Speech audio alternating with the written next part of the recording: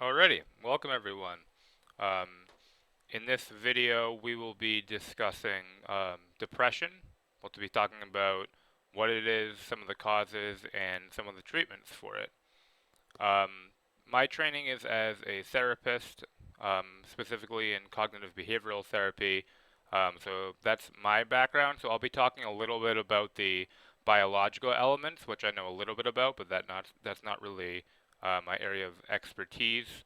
So I'll be focusing more on some of like the psychological elements in treatments, but I'll cover kind of as much as I feel that I can speak to. All right, so let me move that down a little bit.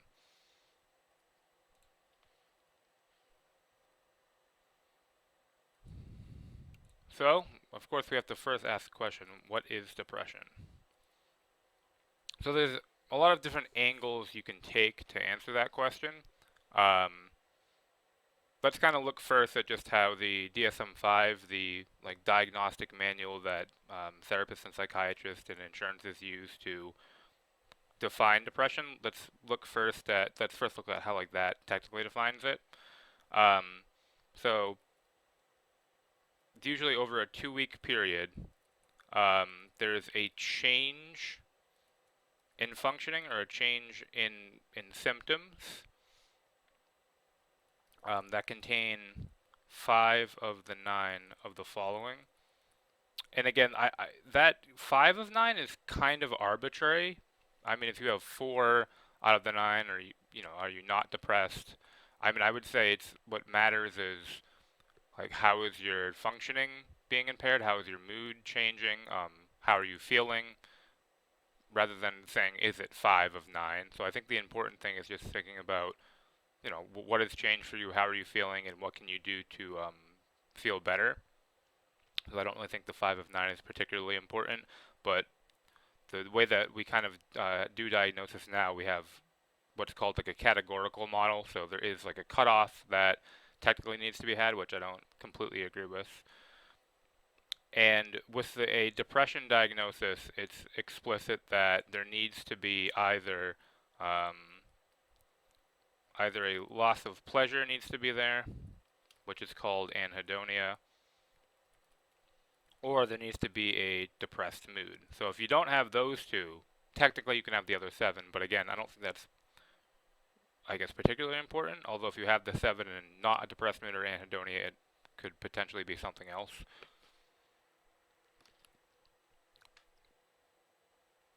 I think it's important to note too that there's kind of a debate going on whether depression is like a specific thing on its own, how it like corresponds to other mental illnesses, how much of it might be presenting as depression when it could be like inflammation or a brain injury. So we'll talk a little bit about that too. I'm just gonna turn off the space heater here.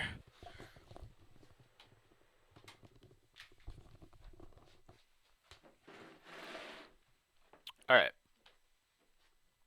So the 9 symptoms that are generally looked at are depressed mood. So that means feeling more negative emotions, um, feeling more negative emotions than usual.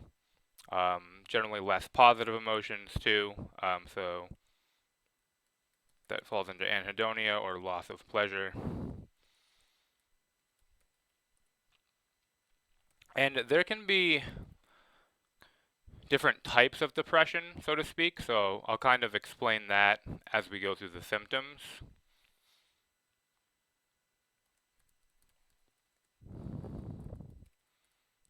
Difficulty concentrating / indecisiveness.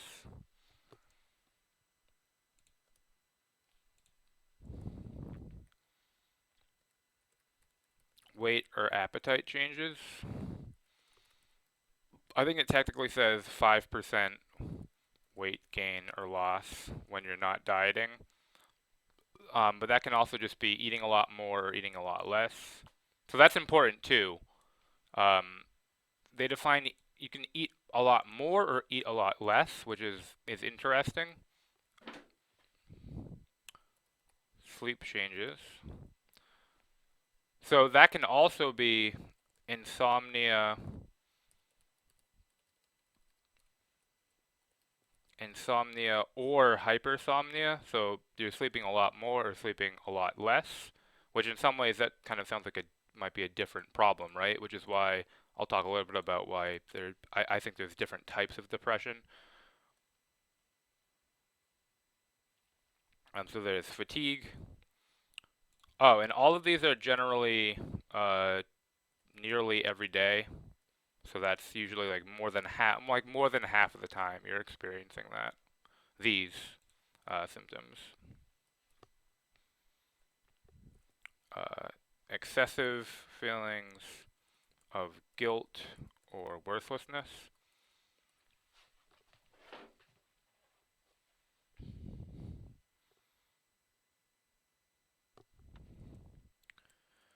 What's called psychomotor changes. So they call that retardation slash slowing, or that can be like irritability, restless, and then thoughts of suicidality or self-harm. So that can be, and they make the distinction between like sometimes people are, curious about just suicide as a concept. It kind of makes it explicit that it's about hurting or ending your own life, and that can manifest in that can be, passive thoughts, and then we start thinking when someone is like actively thinking about it, making a plan is when that's a signal that it's more, I mean, it's always serious, but once people start making a plan, it tends to be a bigger concern. Um, so if you look at all of these just based on the DSM, what you see is that you could really have two people who both have a depression diagnosis who don't have any of the same symptoms, right? So you need one of these two, depressed mood and anhedonia. So you could have someone who has like, let's say anhedonia, difficulty concentrating, weight gain, and then sleeping a lot, say, and then fatigue. And you could have someone who has like depressed mood, guilt, um, irritable, suicidality, and then what did I say? Weight, sleeping more, like sleeping less. So depression in a lot of mental illnesses, it's difficult to say how much of like a distinct or discrete thing it is. Different disorders have stronger biological bases than others. We know more about them. We know more about the brain activity involved, the neurotransmitters involved, um, brain development, and things like that. So my sense, and something that there's some research on, is the idea is there's maybe two or three primary types of depression. So one of them is a more kind of low energy depression.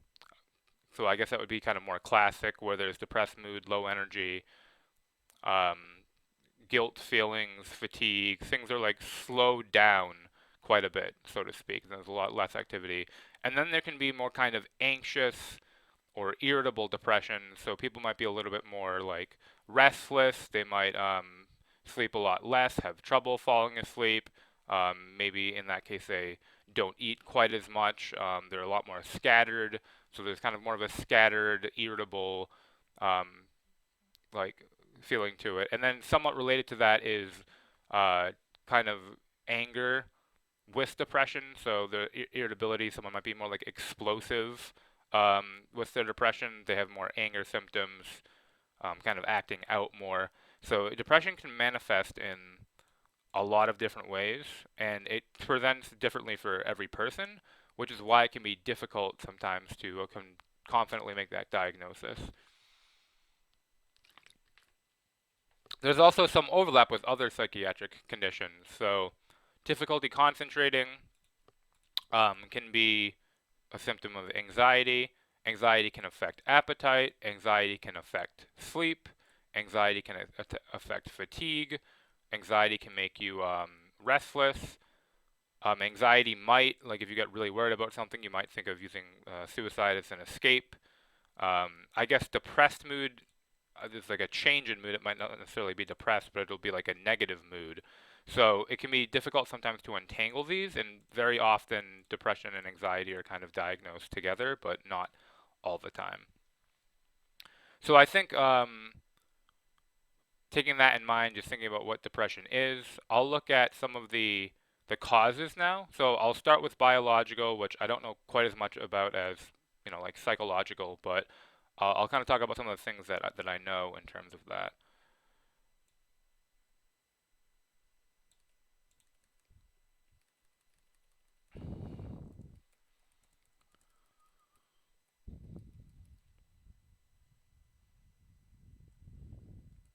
All right.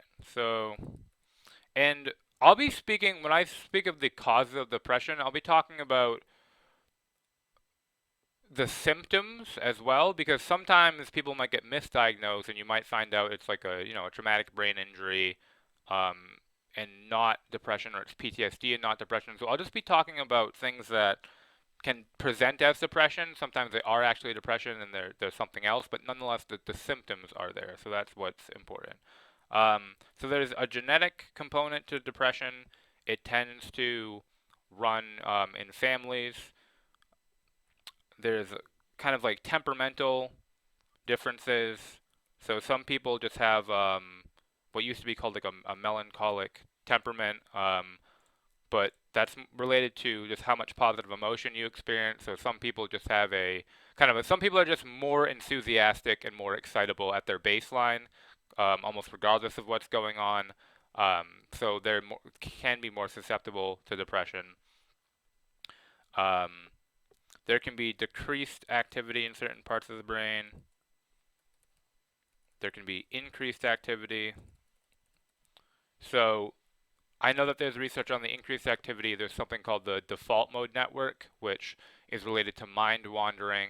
It can also be related to creativity. And when certain parts of the default mode network are more active, that tends to be correlated with like thinking about yourself, ruminating on things that have gone wrong.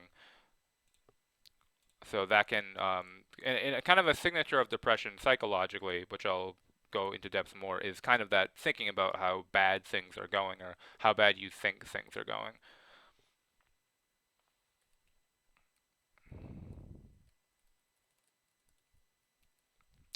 So we can also have, like I said, traumatic brain injury, or like just getting a bad concussion, or having residual effects for that. That can manifest in things like difficulty having pleasure, difficulty concentrating, difficulty with sleep. So that can present in ways that look like depression or contribute to it. Um, Exposure to toxins, so that can be like lead, that can be gasoline, that can be mold. Um, that can also look kind of like depression and contribute to some things that are similar across the symptoms.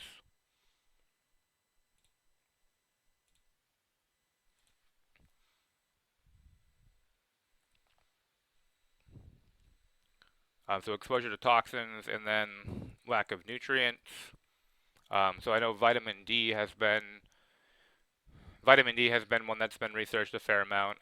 So like that can be lack of nutrients or lack of sunlight can contribute to depressive symptoms. Inflammation too. So there's an emerging field of research on the role that inflammation plays, and as far as I know, it's kind of like an emerging field, but there's some research that inflammation can lead to depressive symptoms, and using anti-inflammatory agents can reduce depressive symptoms. So another really hot area in medicine right now in psychiatry is gut health. So there was a landmark study where they did a stool transplant and they put the poop of depressed rats into not depressed rats, and the rats then became depressed. Um, and they've noticed this too with humans, where if you transplant someone's feces into someone else, they take on some of the psychological characteristics.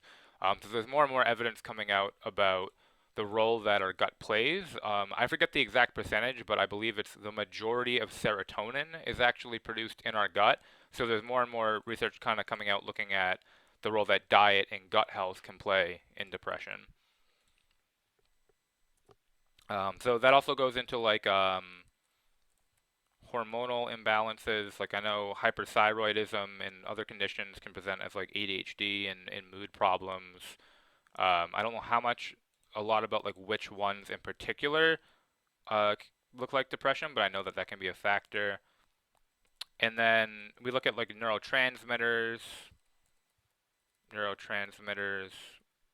I guess you could call like an imbalance in some sort, if that's the right term. And there's some like debate over how much of a role um, they play in what capacity, but the big one is serotonin, and then there's also dopamine, and then how do you spell norepinephrine? I don't think that's spelled right. That's definitely not spelled right, but norepinephrine.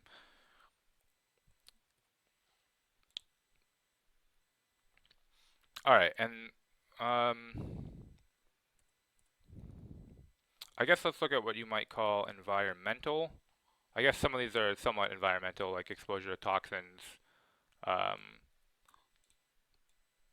I guess you can put these two down here because I guess traumatic brain injury isn't necessarily biological.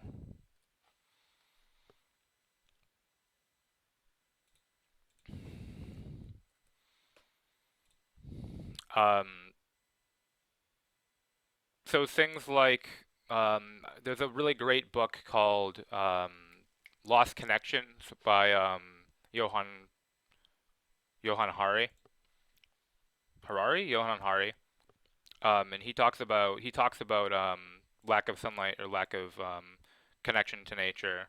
Um, so then like excessive, I guess this can be environmental slash lifestyle, and that can be just excessive inactivity. So one of the ones he looked at is feeling controlled at work. So I'll kind of talk about more of that in the psychological one of like the feelings of agency, but apparently feeling controlled at work is a big predictor of depression. Um,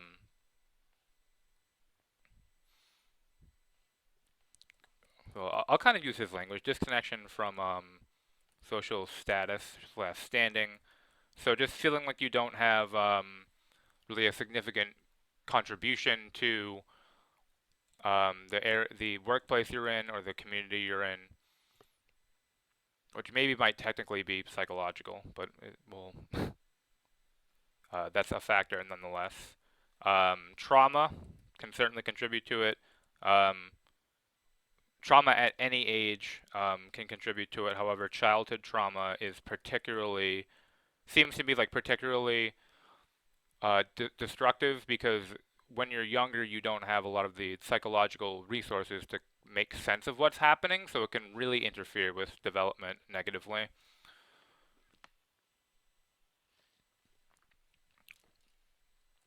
Just stressors like rapid change that can be a family member dying. I mean, if that happens, like it's natural for that grieving process to occur, and I think everyone processes in their own way, and like there's not a judgment on it. But some people might stay in a depressive state for years, and it's kind of triggered by that. That can be like a divorce. That can be like positive things too, like getting married, having kids, getting a promotion can be overwhelming. So just um, changes in your life. Poor sleep too. Sleep changes can really just make you susceptible to all or most forms of mental and physical illness. That and like lack of exercise. Social isolation, that's been a really difficult one with COVID for sure. Um, Feeling lonely, and like a big thing about loneliness is that a lot of the time it's more about kind of more about how you sometimes you can have friends who really care about you and you just kind of perceive yourself as not they don't care or they feel pity for you. So a lot of loneliness is a matter of interpretation, but obviously sometimes but obviously, like, it's important to know, do you feel like you have friends or not, and kind of assessing what that means for you.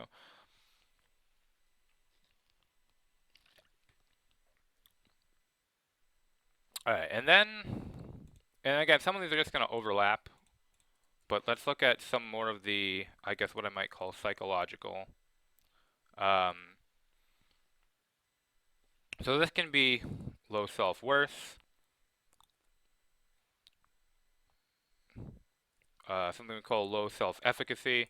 So self-efficacy is the idea that you can essentially accomplish what you put your mind to, that you're competent. The concept of self-esteem is kind of tied into it, believing that like you're worthy of happiness, that you're contributing to your community. Um, a sense of a lack of purpose, like your life doesn't have meaning, that you're not contributing meaningfully to something. A big thing in CBT is the idea of having repetitive negative thoughts. Some people call these ants, automatic negative thoughts. So that's kind of a big element of cognitive behavioral therapy. I think there's a lot of, I hear the word ants a lot in popular culture. So that's the idea, and we'll talk about this in the treatments. That's the idea that a huge part of depression is kind of like in a lot of ways a cognitive process, and anxiety too, where with depression, a lot of the times you're thinking about um, either how you're worrying about the future, which is technically more common in anxiety, but it's very common in depression too, where you're worrying about bad things that are going to happen, or you're thinking about how much of a failure you are, or how people don't like you, or how things aren't going well, or how you feel terrible, and you kind of have that circular process going on in your brain. Um, Another one is just being harsh to yourself. So that's kind of tied in to repetitive negative thoughts, but really just beating yourself up, saying mean things to yourself, not treating yourself well psychologically. Um, this one, this isn't more lifestyle, just inactivity in general, so not doing things you enjoy.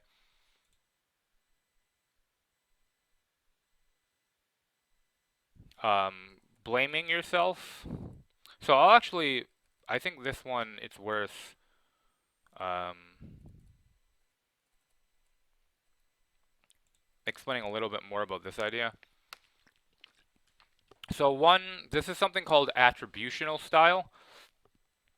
So it's often referred to, you use the three P's.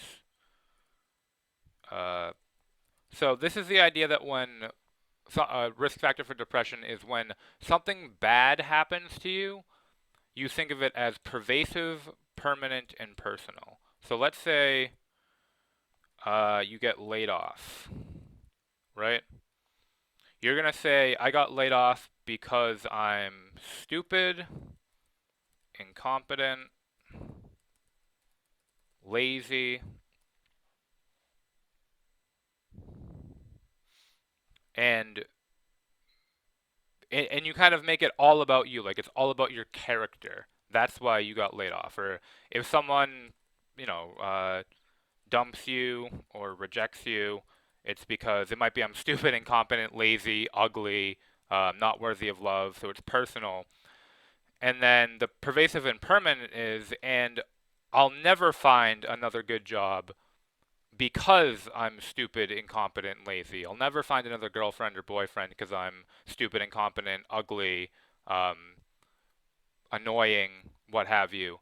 So you take the negatives and you make them, you attribute all of these to them.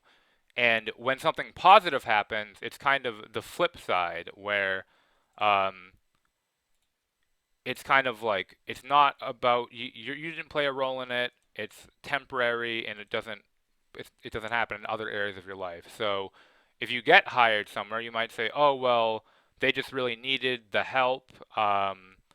If I get fired, I won't find another job, and I just got lucky in that one scenario." So that's kind of a way that people tend to interpret situations when they're depressed. And something that's protective against depression is in some ways doing the opposite. So when something bad happens, you say, if someone rejects you, you say, well, I might have my flaws, but this particular person wasn't attracted to me.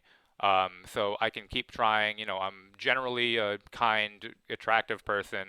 Um, and it's not about being like arrogant. It's just kind of being, all right, like this person rejected me. You might like look at some of the things you could improve in yourself, but you don't fixate on what's wrong with you. You just say, all right, like moving on, like it kind of sucks that I got rejected, or it sucks that I got fired, but let's focus on things that I am good at, and move forward.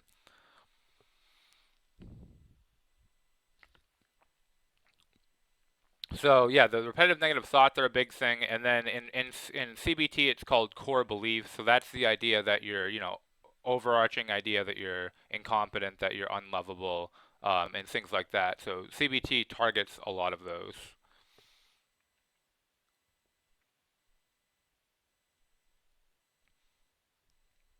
Then let me just pull something up because there's something else that I wanted to mention that is kind of slipping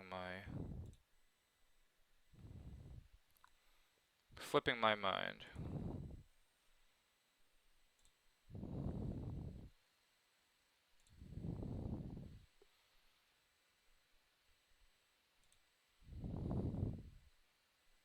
But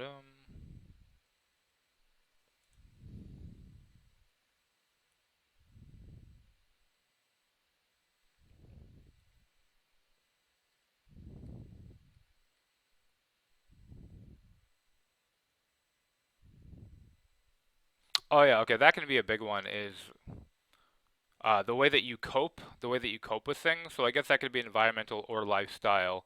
So I guess we'll put it here. There's kind of an avoidance of responsibilities slash difficult situations. Um, so something that's going to contribute to depression, and you're more likely to do it if you're depressed, is if you have like a big project coming up and it's difficult, you might avoid it. Like if you want to ask someone out and you kind of just avoid it, you'd say, it's not worth it. I'm not. She's going to say no. He's going to say no. Um, if you have like an argument with someone, you kind of avoid talking to them. So it kind of can fuel the cycle where you don't do your responsibilities or things that are difficult, and then you in turn become more depressed. So that can kind of be like a cycle, so to speak.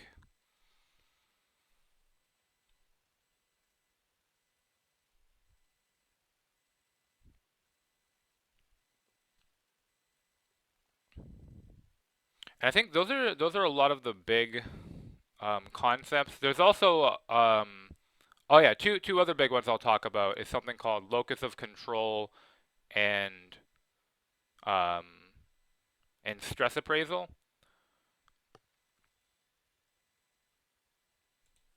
So locus of control is kind of related to what we call self-efficacy, self-efficacy, but that's just the idea of how much control do you have over your life. So people who are more depressed tend to think they don't have any control over their life. They're kind of always looking outside of themselves at problems and causes of distress, and not really looking at what can I do for myself to change my life.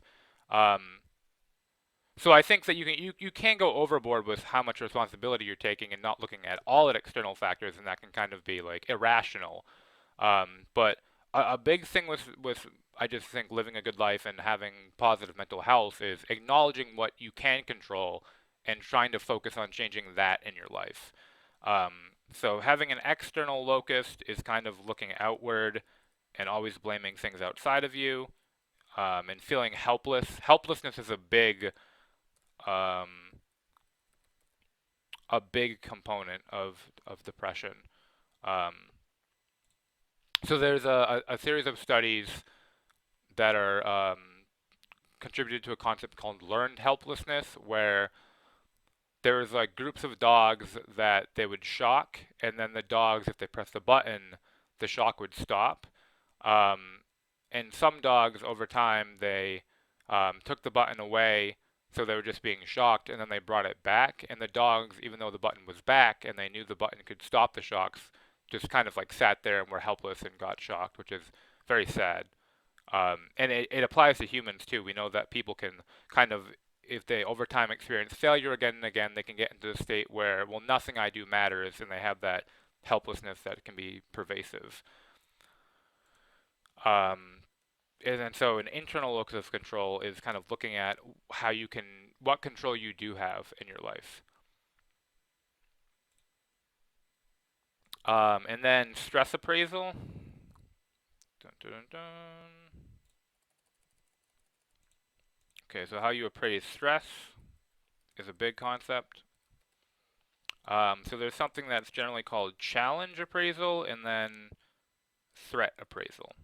So if you have a difficult situation coming up, or difficult situation like job interview, I don't know, I always go to that, I guess. Date, I always go to.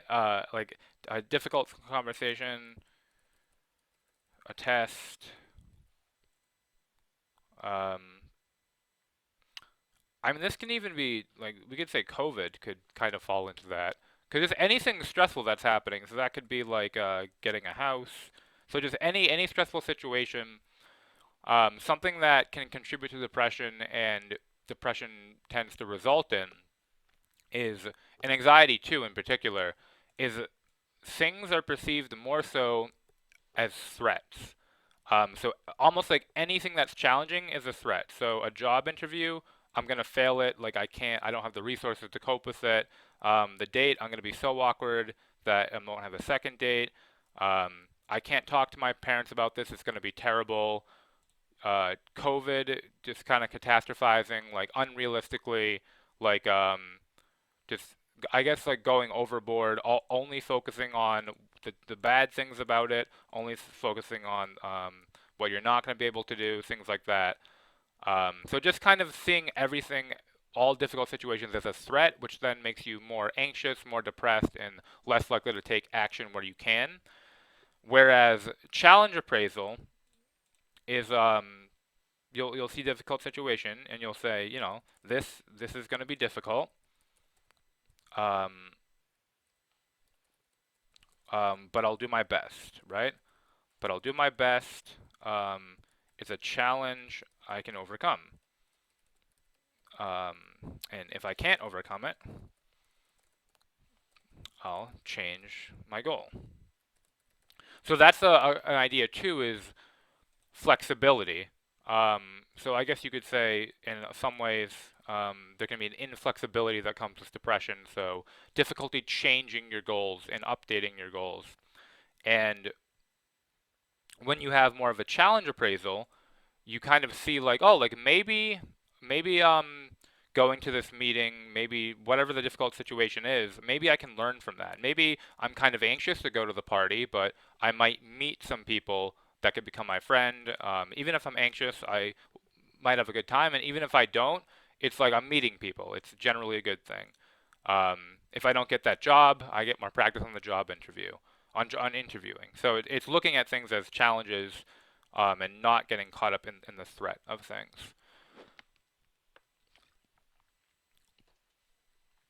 All right, so those are, I mean, there's obviously so many different directions you can go in what causes depression. Oh, I think the last thing I'll talk about, because it ties a lot into like the idea of mindfulness and meditation.